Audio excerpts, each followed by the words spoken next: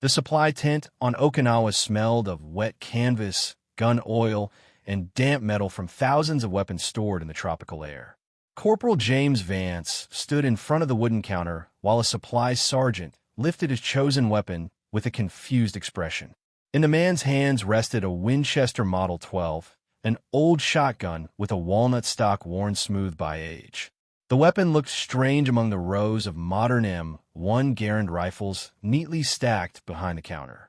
The sergeant chuckled before calling several Marines over. Within seconds a crowd formed, and mocking voices filled the tent. They called the shotgun a duck hunter's gun, a farmer's toy, and even asked if Vance planned to hunt birds while fighting the Japanese army. The laughter grew louder when one Marine imitated duck sounds while another flapped his arms like wings. Vance stayed silent. His face remained calm despite being humiliated in front of everyone. He was only 22 years old, but war had already made his eyes look older. His rough hands, hardened by farming and combat, rested quietly at his sides. His squad leader arrived after hearing the noise. In a serious tone, he explained that a shotgun was useless on Okinawa. The Winchester's effective range was far too short compared to the M1 Garand, which could fire accurately at hundreds of yards. According to him, modern warfare required precision and distance, not an old hunting weapon from rural America. But Vance finally spoke in a calm voice. He explained that Okinawa was not a normal battlefield. Japanese soldiers had built narrow trenches, hidden tunnels, and underground bunkers that turned combat into brutal close-quarters fighting. In spaces that tight, the long Garand became difficult to move and aim.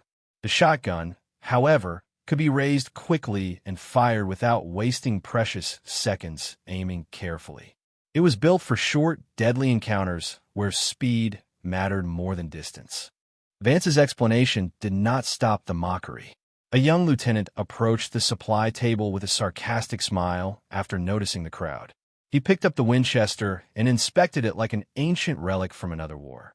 Joking loudly, he asked whether the Japanese soldiers planned to fly in formation like ducks, so Vance's weapon could finally become useful. The tent exploded with laughter once again. Even so, Vance refused to lose his temper. He calmly continued explaining what he had learned during months of brutal fighting across the Pacific Islands. According to him, the war theories written in Washington no longer matched reality on Okinawa. Japanese troops rarely attacked openly across wide fields anymore. Instead, they hid inside tunnels, trenches, and bunkers that forced Marines into combat only a few feet away from the enemy. Vance then explained the greatest advantage of the Winchester Model 12. The shotgun still possessed an old feature called slam fire, allowing it to fire continuously while the trigger remained held and the pump action moved back and forth. In only a few seconds, 5 buckshot shells could unleash dozens of deadly pellets across a wide area, inside dark trenches or in narrow tunnels. Such firepower was far more devastating than a single rifle bullet. Still, most of the Marines believed Vance was completely insane. To them, the M1 Garand represented the finest weapon America possessed. It was modern, accurate, and already proven across multiple battlefields. Meanwhile, Vance's Winchester looked like an outdated relic that belonged to the past rather than the front lines of Okinawa. The lieutenant eventually signed the weapon request form while slowly shaking his head. In his eyes, Vance's decision was nothing more than foolishness that would eventually lead him to an early death. Yet Vance accepted the shotgun without hesitation, almost as if he already knew the battlefield would soon reveal who was truly correct. After leaving the supply tent, Vance walked back toward his unit with the Winchester resting across his shoulder. Along the way, he could still hear the laughter and insults from the other Marines. Some repeated duck noises while others called him farmer, as though it were the worst insult imaginable for a Marine. Before the night ended, the nickname had already spread throughout the company. That evening, Okinawa felt humid and strangely quiet. Far away, artillery explosions occasionally shook the ground. Inside his small tent, Vance sat alone, cleaning the Winchester Model 12 piece by piece with movements he knew perfectly by heart. Unlike the complicated M1 Garand, The shotgun was simple and easy to maintain. To Vance, simplicity meant reliability, and reliability often decided who survived and who died in war. He checked the chamber carefully, cleaned the barrel, and placed fresh buckshot shells back into the canvas ammunition bag hanging beside his bed. Vance understood that the next day might become the ultimate test of his decision. If the officers were right, then the shotgun would be nearly useless once combat began.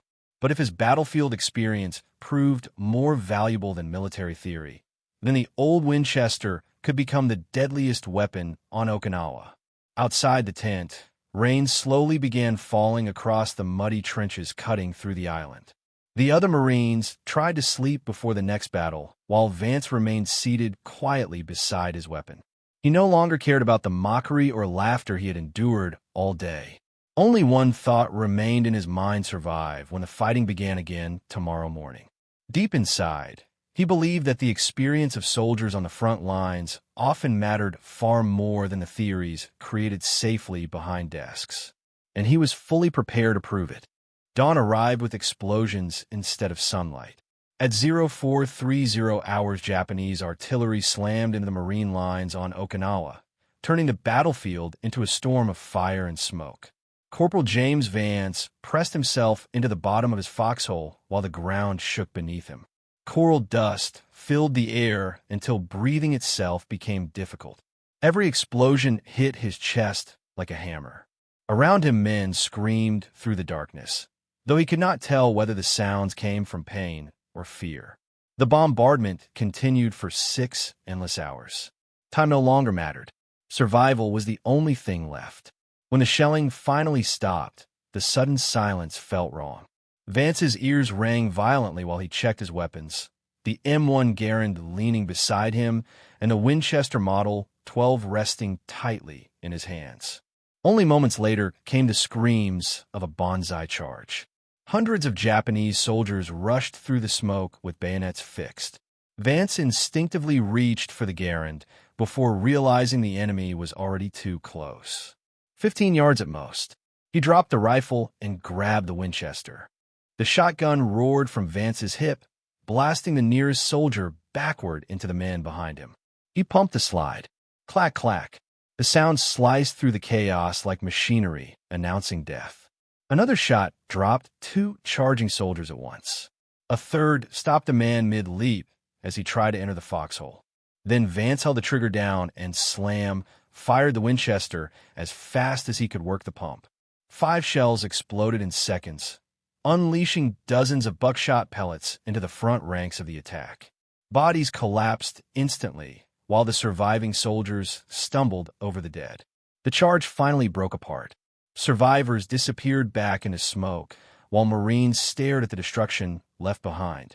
The mock farmer's gun had just saved every man near Vance's position. Night brought another threat. Japanese infiltrators moved silently through the darkness toward the Marine perimeter. Vance heard wire cutters slicing through barbed wire and gripped the Winchester tightly.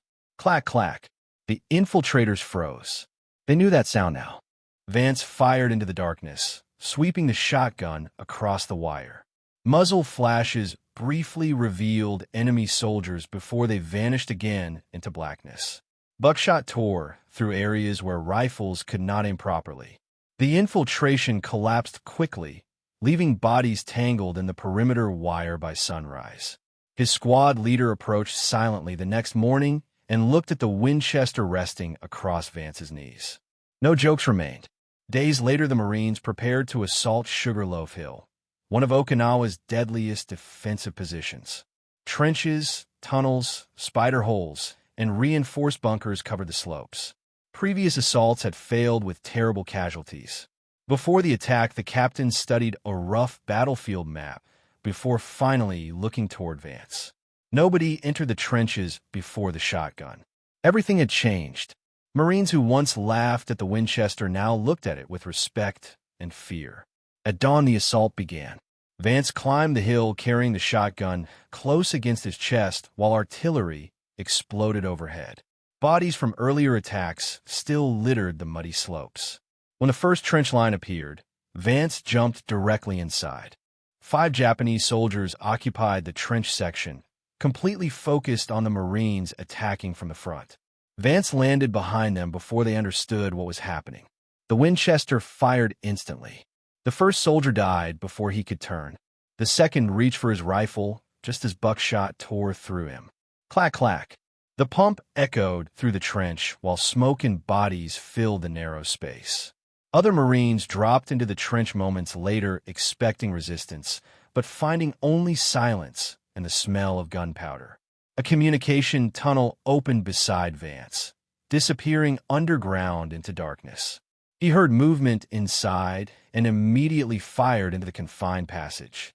Buckshot ricocheted off the tunnel walls, turning the space into a storm of steel. Screams echoed beneath the hill as defenders collapsed in the darkness. When Vance entered the tunnel, survivors had already fled deeper underground. He emerged beside a machine gun bunker, controlling the entire slope. The bunker's crew remained focused on the Marines below, unaware that Vance had reached their rear position.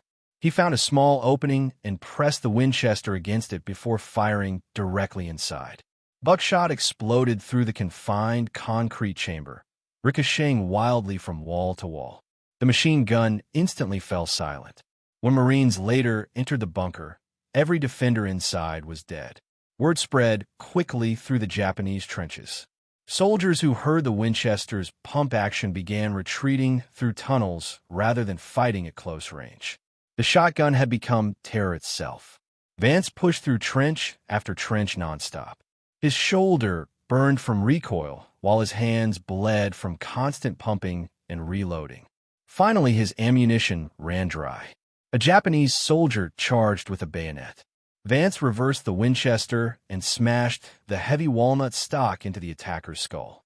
Another enemy rushed forward and Vance struck him too, turning the shotgun into a brutal club while Marines finally caught up behind him. By sunset, Sugarloaf Hill had fallen. The victory came at a terrible price. Dozens of Marines lay dead or wounded across the shattered trenches. Yet many believe the losses would have been far worse without Vance and the Winchester Model 12. Even the lieutenant who once mocked him approached quietly afterward and offered Vance a cigarette without saying a word. The gesture carried the weight of an apology. When the war ended, Vance returned home to Nebraska, carrying the Winchester wrapped carefully in oilcloth. He worked the family farm, married, raised children, and became known as a calm and reliable man within his community. But Okinawa never truly left him.